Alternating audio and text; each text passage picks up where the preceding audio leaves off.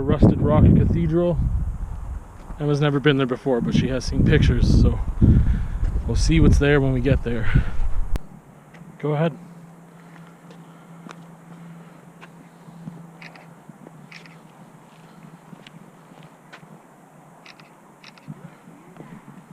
Which way do I go? Inside.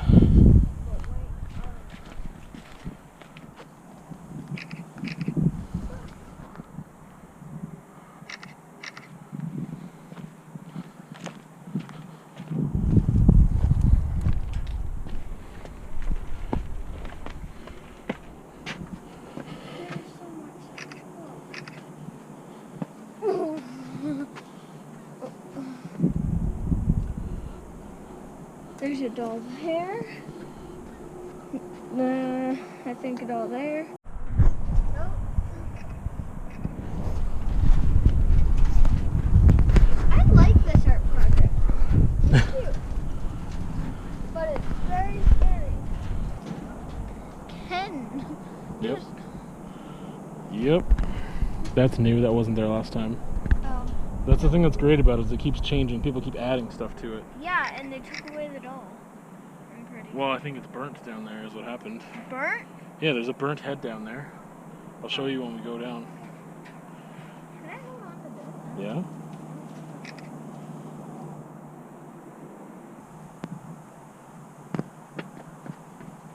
Hey!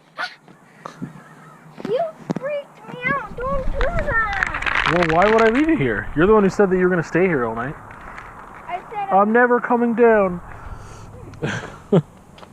I even looked from the top and down. I found a way to climb something.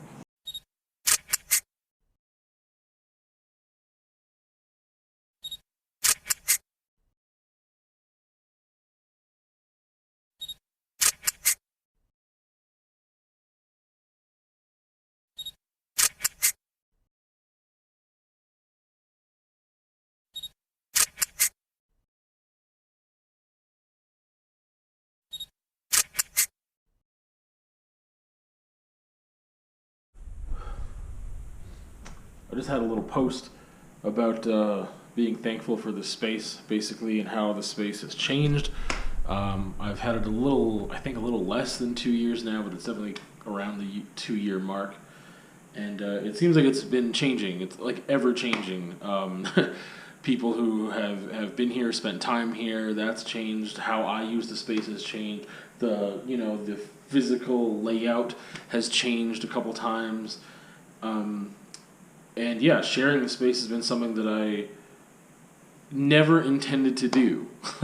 When I had the studio, before I got in here, I was I don't intend on sharing this space. This is a personal sanctuary. This is, where I'm going to go to be productive in so many different ways, to intake, art, to read, to write, to be productive with visual art, create, and have just, this space that I'd never really had before. And very quickly, I ended up sharing space with people at different times, in different ways, and for different periods of time.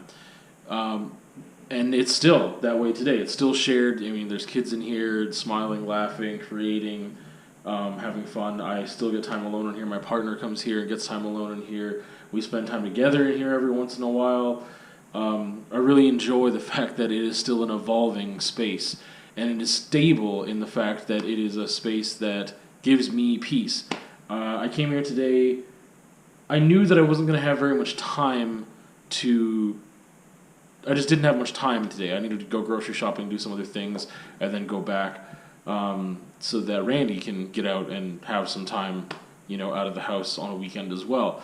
And for me to create, I usually need a bigger chunk of time, and so before I got here, I knew that wasn't going to happen, and I don't know what the word is. I was a little upset about it, or upset, not angry, but it was oh man, I really wish I had more time. I really wanted to be painting. There's something specific I started the other day. I thought today was going to be a day I could finish it, but I had just a really peaceful time, and that's going to lead into something else. But I was just here reading Silence of the Lambs, almost finished it, painting my nails, having a mocha that I made here, and just peace and quiet and like complete like just I don't get much quiet time, and part of that is me. Like I'm listening to a podcast while I'm doing chores, doing the dishes, in the shower. Like a lot of the time I'm still listening to a podcast, working out, and I think I need to come back to some stillness, like complete stillness and silence as much as I can get. It's even more, the opportunity is less now than it used to be because of living in a house with 3 other people and 2 of them being small children. So I get less opportunity for it. But even when I was living alone and had more opportunity for it, I didn't take advantage of it. So I definitely need to make more time, even if it is just that 5-10 minutes or whatever of meditation that I can do that I've been neglecting for months and months and months. This was a good reminder of just like needing quiet and stillness, because I feel so good right now, and I've never felt this good from being quiet. Mountain biking is the closest thing I can get to that, because it's like, again, focus on just one thing, the trail in front of me, and like I can see the beauty around me, and I'm in nature, I'm in the sun, there's physical exercise, there's so many factors as to why it's such a healthy thing for me, mentally, not just like physically, but like mentally, emotionally healthy for me. But I've always thought about just being focused on that one thing, because it's very hard for me to focus on one thing. I'm usually anxious and thinking about multiple things at a time. And today I was just able to achieve a lot of stillness in a way that I just really haven't been able to do before indoors. Unless I was creating, like in the physical act of painting. I've got music on and I'm painting, and generally if I can get into the flow of that, that's another opportunity where I'm just focused on one task. But that's the thing, it's like being productive and moving in both those scenarios, whereas today I was like reading, painting my nails, drinking like a mocha, and very rarely did I pick up my phone. And I don't know, it was just quiet, quiet. I don't know, and I'm just thankful to the space, and also again for just reminding myself that I need more quiet, and I can make that happen, and I need to make it happen. More of a priority. I just feel really good, and I wasn't that productive in a traditional way that I would call productivity, but it was still self-care nonetheless. Anyway. It's been a hell of a day. It's been a hell of a week, but it's definitely been a hell of a day. In the back here, you might be able to see the bike on a bike rack. So that's new. I think it's installed right now. Had to make some adjustments. And I got my dropper post today, so I'm going to take the bike for a ride, I think. I got to get changed in the car because I brought my clothes with me, and I don't know, it's just a mess. I'm like on the side of the highway. It's not where I wanted to be. Like Elizabeth Wetlands are over there, and like the gate is closed. That's why all those cars are parked outside of it. Because I was like more comfortable changing in the parking lot because I can determine when people can see me. No one's going to see me from the highway, really, or there's way less chance of it. So I guess I got to get changed in the car, which I just absolutely hate doing. Or I can just change outside and whatever, suck it up. But we'll see how that goes. So I changed in the car, and then I just realized I had to pee really bad.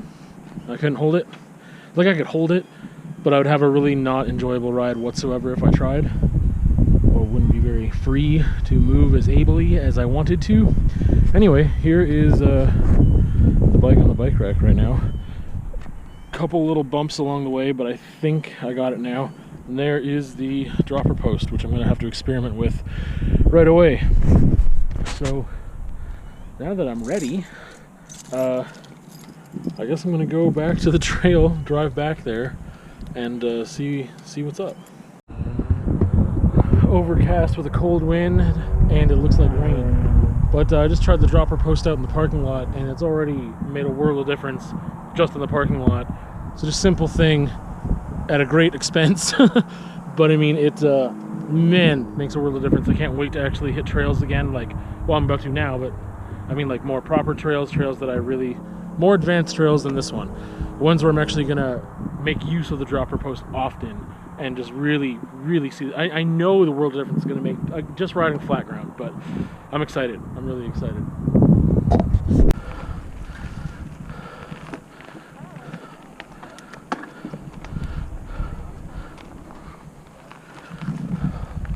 Caleb, watch out, Caleb. Oh, you're good. You're good.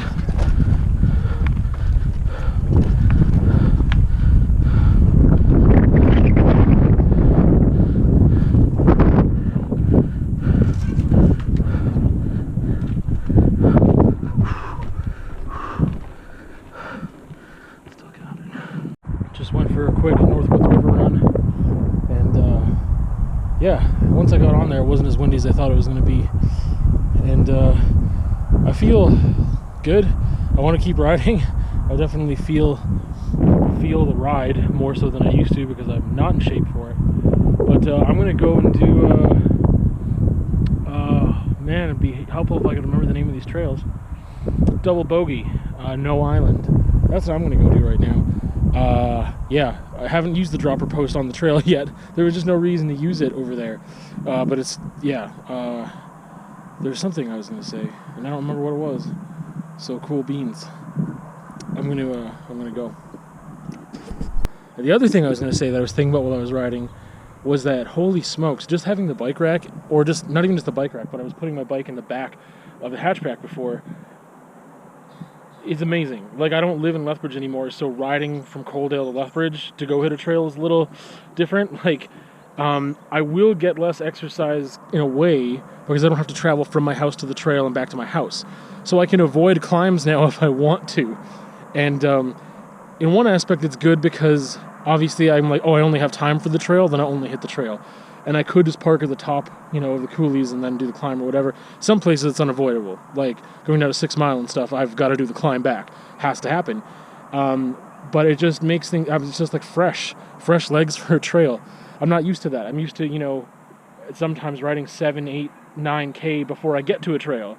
Like a lot of my rides were like 20K. Like, I don't know if I averaged 18. It just depends on the trails that I was hitting.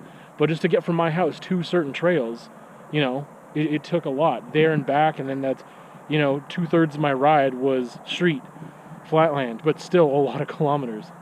Anyway, as far as biking goes, things are coming up Millhouse right now. Now, Double Bogey, No Island. Goal for the ride is to not be dead last in my own times. Like, I should be able to go faster on it now than the first time I ever rode it, right? Even though I haven't ridden it for months and months, I am hoping that I do not get my worst time ever on it. But I'll tell you right now, even though this isn't a traditional scenario where I thought I would be using my dropper post, because I would never normally put my seat down here at all. Like, there's no steep descent or just like tricky parts that I just was thinking about, like, oh, I better lower my seat for this. I get so much more power and speed by lowering it a little bit, not being as high, and have more balance and control. It'll be a little bit harder on the knees, but anyway, bike vlogs 2020, getting back into it.